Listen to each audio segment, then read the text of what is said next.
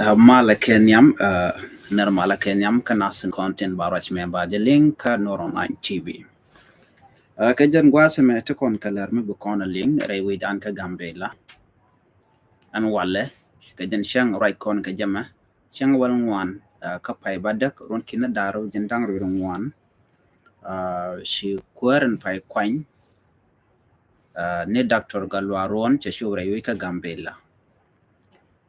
che shubre wi ka gambela ka kor guasen be video ne ka baka nywa ka yakel shan mo racha kajan guaseme ka ta danen le ngwaru din kaje rewi ka gambela ngai kono no ka kor guasen bar ne to wana long chi ka chuch gor ko do dan de mal der ben jaka gambele you know ne to wan ka ta dan ngai kono chi loy na che to ka leadership and tinawan ka ta dan le ngwaru din kaje tele mo gamla skelet liuna rewich tele let rewich che chiang che je ka long kam na nat nuar bonyer karodian barbana kana tele mo gam le rode ne ka kor gwa se pan e shimala mo chajeli ngono cham de tin ko sha kwar sha ka ger ti loy ne diare wi ka gambela chetet agan metot ramedit ne dial chuman panken kan politician tin kon tin tere wi ka gambela ti loy jen kan dial chetet antama kejan gwasama right kone si Dr. Galwaron che shubre wiki gambela shaje lor airport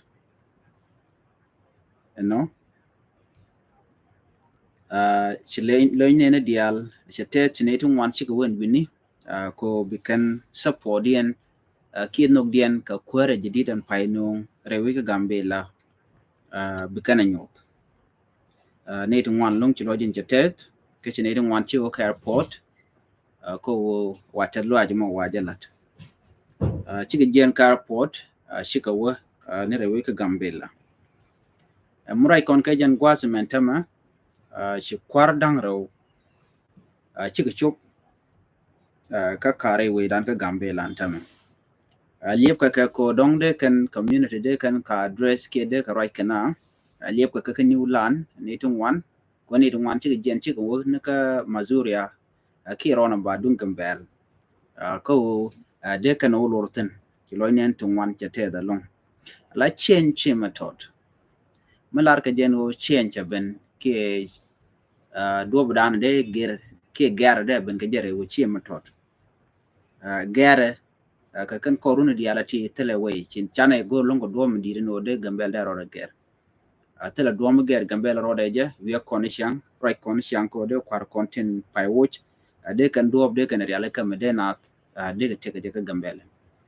du no che kan long kan ga de dang rawon tama chi ga ben pin alo just loy nat ka kan ga ben pin chi ga mala kwer la be pin alo test loy nas ka ja Dr. Galwa tut ka gwase dane be pin wi kwam chi loy nat te kan loy nat je cheng na me shana na ka ta me dan me ba kul ben pin ko ta me dan china liu kan kwarat kon te kon na liu tin la kula go ni je no da randa je ya kan an kwar Galwa tut me dane chalan me la na la kan na ka gambele wang ka bas ne ka do dana wo ke ler ka wudu pull down ko jan kwa dana la ber la kan wala kan yan nekten jen shabide la bi baburai kana be na address be ka jogo no men chitwo ga ne makana ana mo la loy na la ko je ko chaben la bi nyal barai kana barai kanwari do dan de na wo ka jebe jalat ana mo kel mishalara de long lo chi loy na chetet ka je kan god yale ko ne liuna ka je ka jen 2018 2017 2018 e dana te kwar kan Dr. Galwa tut shina liu pan dundo jen la be bo right kana bana bin chum ka bu mana chi ka ngai kon no kwar la den no na mon wo da na der ka chum te gari mu cheto da wi da jare ala ka chan ram jet loy den won bo da man je ga dan te loy da je pat me cha Galwa tut cha je bo woch cha kwar tan ko cha je kwan quên thân quê cha quanya lo chlo nen dial chate the long ba ko cha kwaren cha nyo quên a chek ne me cha je bu quanya lo jala vice president no rewi ke gambela a cholo na chotes ko je na reading ne chwa gu no bi system baroda ger ana moni choretin me shi ga budol ko dole shi ga dole ka chotan ko je chojana kwaran dan la kwara rawda ke tam ke le mo tan ko de kwar ma kana mot lia kana ngo ko to ne 2018 2019 2021 2020 2021 2020 ke jen covid ala ron kin da jan dang mi covid cheben be ke 2021 2023 chuman 2024 tama right kone mi cha ko ba ka chonga jama ngo da kan kwar kan to dia kwar ba je to burun ka shang wal de ka pai ba dak ron kin da jan dang ron wan jen shang nan bu ka kwar sub ke je no kan to ngoda kan to kwar ka montama dundo cha kwar anda na chiben cha ka lor midit ano anta mo ke lew kan tan ko kan mo dol kana donc la dol jen bo ka zone la zonal special and zone je ko ke lara ke wantwa kan go da kon la dol la ya dolatin kan mo dol kana ga gambel go da na kuna la liwtin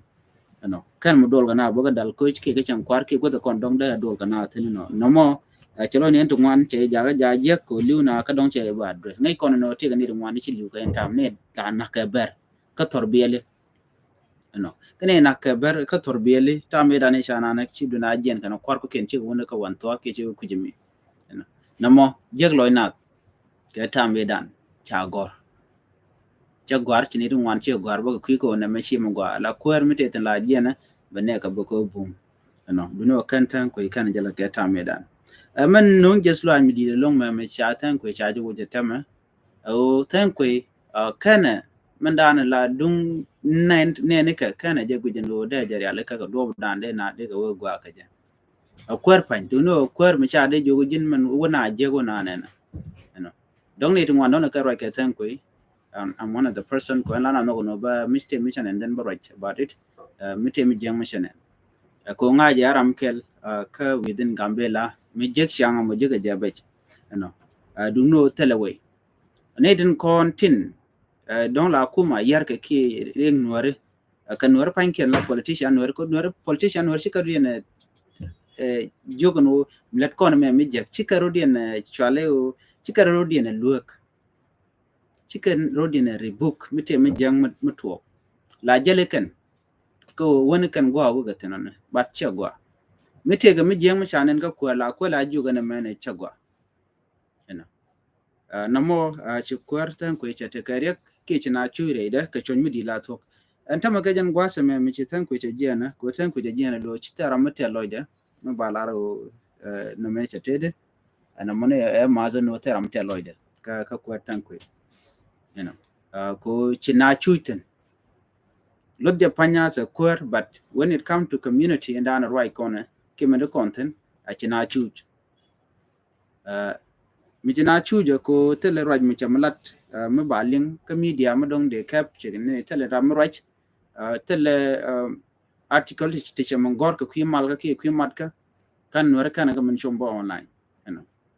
Kat to la kwela ka lede despite o jen take o don ke media la tika address be addressing be la bna be mat ke word ke right ke muga mbali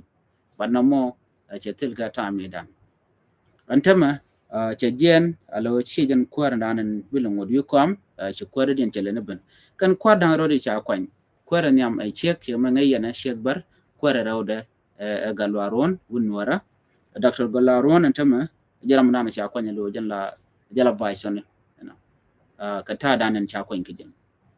an kwen cha kwanya mene dia chilo diente maram dong te ka trauma no won wi de je ga che shara gwa che ngeda gwa mishalar no cha kwadang ro cha ko jene chilo ne dia chete gwe ke jeno bi alamitu kana dr galwaron bi kan mal re wi ka gambel bi kan jata wana ke bi ka mat bi kan jata wana ka gweje jela han I believe no galwaron will make different ka ngaja galwaron personally kwera ka college ngaja ta chiangada ngaja no noga development ko jene doctor ngich a teacher ngaja tedi ngaja duob dande na on yam kaja ena ngaja dupin konde na on yam kaja enyo ngai ka jene to ngwana no jen ramitedi ka tok de chemi je che no ko ngaje la personal life within ko jana kwar already kwar ngaje jana wudrai ko ke gambela no kwar ngai ke chiano chiang mutede ene ba de jala ra galo ronte ne tene en chiang galo ron chiang mugwa chi chiang mujek chiang malga mede namat lajen la raje openly ke be jala door openly no nemetene I know it ko chara ke je ke tam ke jentam ya kwara kan no ka gambela university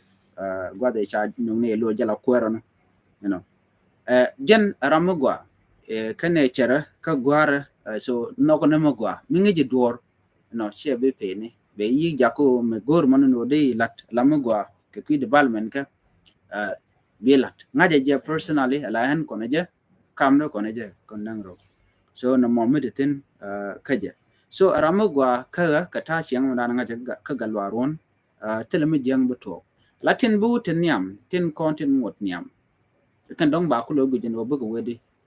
ko te de nyam to dong ba demand ne tin kontin chamal cha de goro yi ka gambela but ko ne ti nong ne mal ko bedeten ko binay tin kono de ne luang ka leni ka ki galwaron ka ta dana dong de yunta data gambela ka ja binay duna binay ona la ne ko ne kontin la used ko ken ko nong ne mal long chine mal chine lok mala ne wiya jenten koran en mi sira mo che ku lo jien ko dan wore da ka lok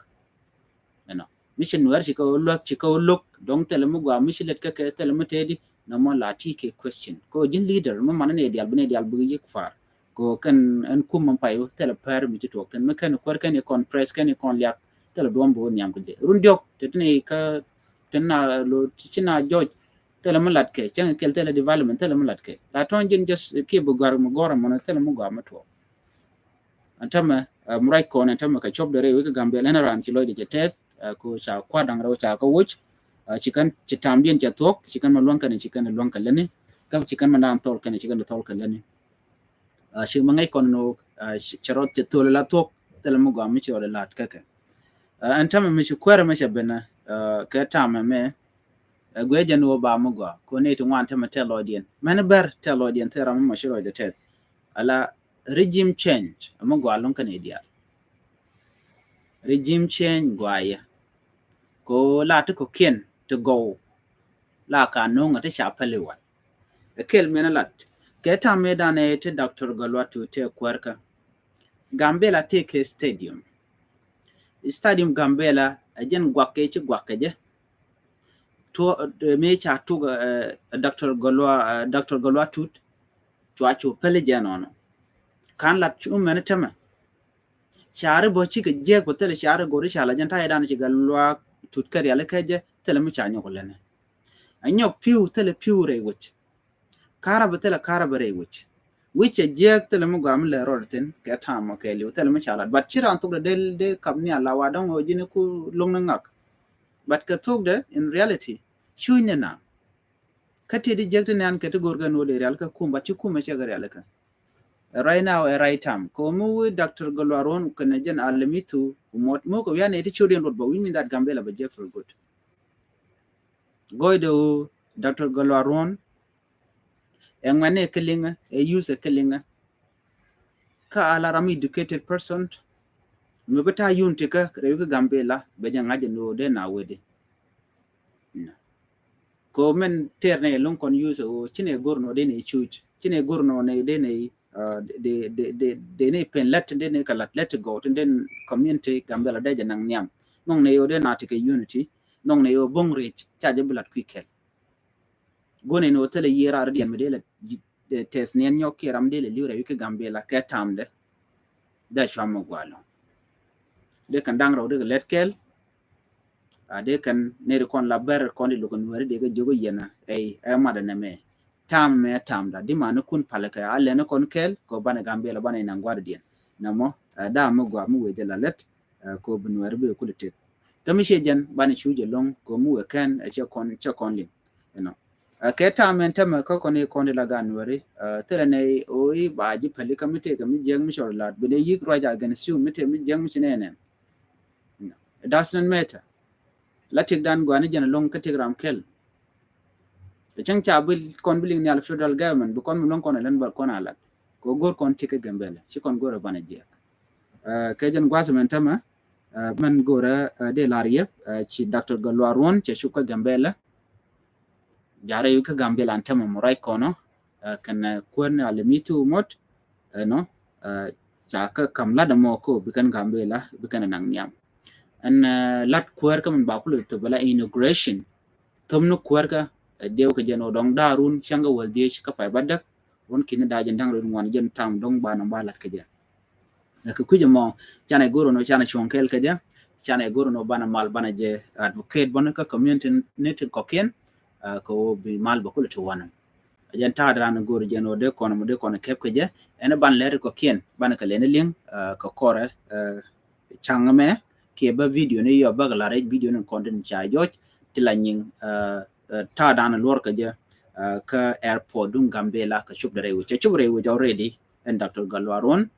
ce chuban tama ne dial chi ko official dial ne dial chi ko ngwas mi tar makan mi chidot ram chidot karo ada baram ta ganis mandana le Galwaron ke lu Galwaron ka Galwaron ko regime chengwe je no ba magwa ba la de long la George ko ram mo de magwa da la ngaja ta dan tungwane ka je no ngwane ngor kanam ngaja je ko tang ngwane chi ko right ka je en kono je jene right ne ko ken chi right je ngajen tin kono gone kon ngwane so en ngan mo ngay Galwaron be Dr. Galwaron be je ying nok eno Galwaron rami nong ne ideal te ram loga gorne development re ko gambela ko kujimo de laro shonga kel kaja a wona jan yam jogda chele riet ne kono ngwane ka jogda chi rid go chinware a chung kel ka chung bo community ndial kon te gambel ko gambel te community ntu ngwan nuar te gaten beraten majang tukon ka komo ka opo ka kan highlander oromo titigray netin laji tigray ta amara netin ben changul gumus afari somalia kan wi dial tegeten men dor ko ken te sia dor gambela tegeten so ne dialogon dial baga par mite mi choda la ba yi la ran wona men shabach kana maria le kanana